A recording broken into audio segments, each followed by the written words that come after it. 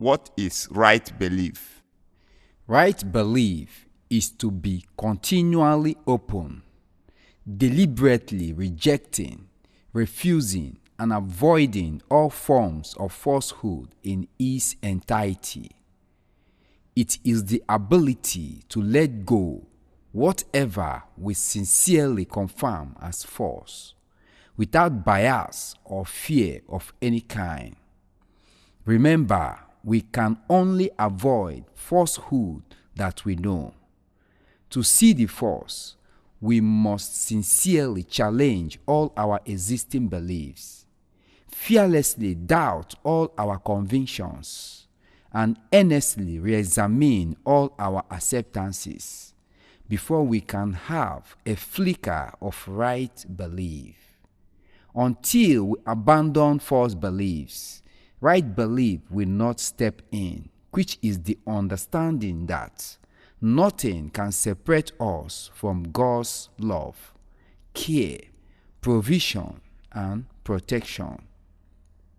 Also, that God is totally in charge of all our affairs, no matter how pleasant or unpleasant it may seem. Right belief is not in the discovered like all the sacred books, but in the discovering. Keep discovering. How can we abandon our false beliefs? For us to abandon our false beliefs, we must decide to be true and right in all our dealings. Then we will realize that belief is being and living in God's love, care, provision, and protection, which is the essence of life. It is the nature of mankind to be inseparable from God. Due to the mission of the missionaries to separate man from God, man now believes he is separated from God. This belief has made man to experience fear, which is their target, because they want to render us powerless. Behind every fear is powerlessness, and when we feel powerless, we are helpless and anything goes. For the slave masters to achieve its aim through the missionaries, which is to make man feel separated from God, many false belief systems have to be formed to prevent man from believing aright. Remember, believing aright, which is being and living aright, is anti-colonization. What are the belief systems formed to prevent man from believing aright? All organized religions like Christianity, Islam, Hindus, Buddhism, Sikhism, Judaism, Jainism, Shintoism, and Confucianism, etc., and their sacred books like Holy Bible, the Holy Quran, Bhagavad Gita, Veda, Tripitakas, Guru Granth Sahib, Torah, Talmud, Mencius, the Agamas, etc. Also, their pilgrimage sites like Mecca, Israel, Italy, India, Greece, etc. Also, their religious regalia like Mantum, Fanon, Turban known as Selimi, Hijab, Sultan, Cope, Chestible, etc. and their religious holidays or ceremonies like Easter, Christmas, Eid al-Fitr, etc. because they are all based on falsehood and propaganda. Let us dwell on Christians and Muslims, which are the most dominant in our country. What is religion? Religion is man's own way to reach God, which expresses itself in reading of sacred books, worshiping, praying, fasting, going to pilgrimage sites, rituals, counting of beads, while God's own way for man to reach him is godliness, which expresses itself in purity, truth, sincerity, and righteousness. In compliance with their sacred books, we are led astray to be more religious than godly. Their sacred or holy books are deliberately programmed to make us religious and ungodly. This is why we have more religious people and very few godly people in the world today. For the missionaries to achieve its mission of divide and rule through religion, different types of faith are formed through their sacred books to prevent man from having direct and total faith in God. For instance, Catholic, Anglican, ECWA, Baptist, Seventh Adventist, etc. came differently with different doctrines but with the same Holy Bible, just to keep us ever divided. Even in the same church or mosque, division deepens. How is it that division deepens in the same faith? It is because of how their sacred books are deliberately programmed for division. For example, Catholic, ECWA, and Anglican, etc. are known as the Orthodox churches. They are the foundation of Christianity. All the new generation churches are claiming to have found one fault or the other in the Orthodox churches as the reason for the formation of their own churches, which has led to an endless formation of individual churches.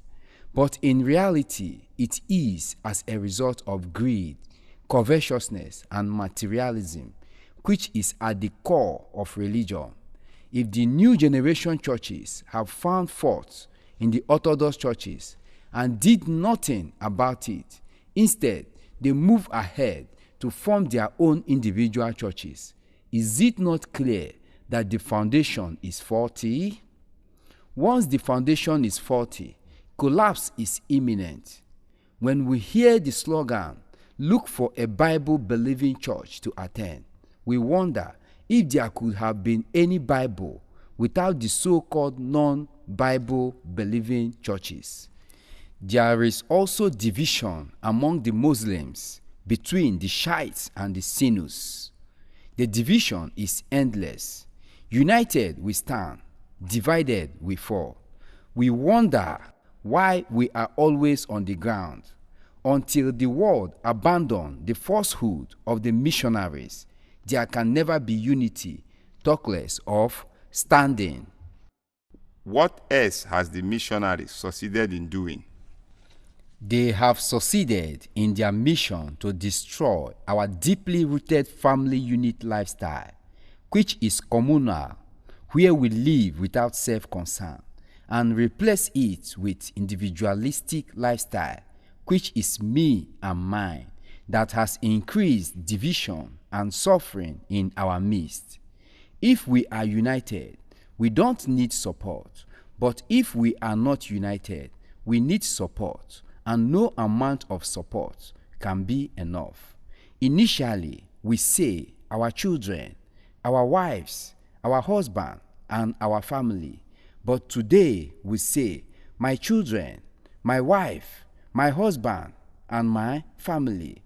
This me and mine has led to population explosion and children grown without guidance, until we realize that there is no difference between the children on the street and our own children.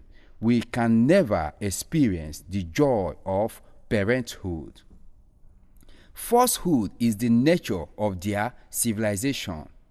When we become civilized, we lose our heritage, which can only be accessed through togetherness, and suffer the pain of separativeness, which has led to depression and suicidal tendencies that is rampant in our society today. The more civilized we become, the more we are exposed to suicidal tendencies. What is common between Christians and Muslims? They behave alike because their doctrines are from the same source and for the same purpose. That is why their praying pattern is the same. When the Christians pray, they beg God for forgiveness of sins and protection from Satan and his agents, the unbelievers, those who do not believe in their doctrines. When the Muslims pray, they beg Allah for forgiveness of sins and protection from Shaitan and his agents, the infidels, those who do not believe in their doctrines. The question is, how can these agents of Satan and Shaitan, the unbelievers and the infidels, tolerate themselves and each other?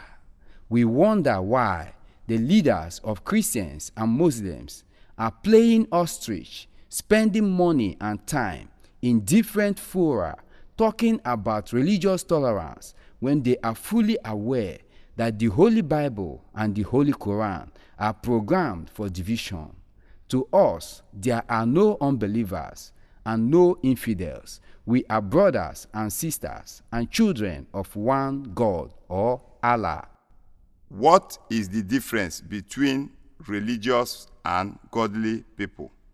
The difference between religious and godly people is that we are not victims of the mission of the missionaries. For the fact that we do not feel separated from God, we are not afraid of anything. With God, there is no battle because none can battle with God. We have come to the understanding that if we are not at war with ourselves, we cannot be at war with anyone. We might be laborers and still achieve internal peace and harmony. It is more difficult to achieve personal peace and harmony than to make money. What really matters is who we are inwardly and not what we are outwardly. The war exists only in the minds of those who accept the falsehood of the missionaries. Minds shape itself according to its beliefs. Remember, none but we alone can free our minds from mental slavery so that we can experience the real happiness of mental purity. How are these different types of faith based on falsehood and propaganda? They are based on falsehood and propaganda because of their source. Nothing can be different from its source. There is no difference between the slave masters and the missionaries. The missionaries wanted their subjects to remain foolish for easy exploitation and indoctrination.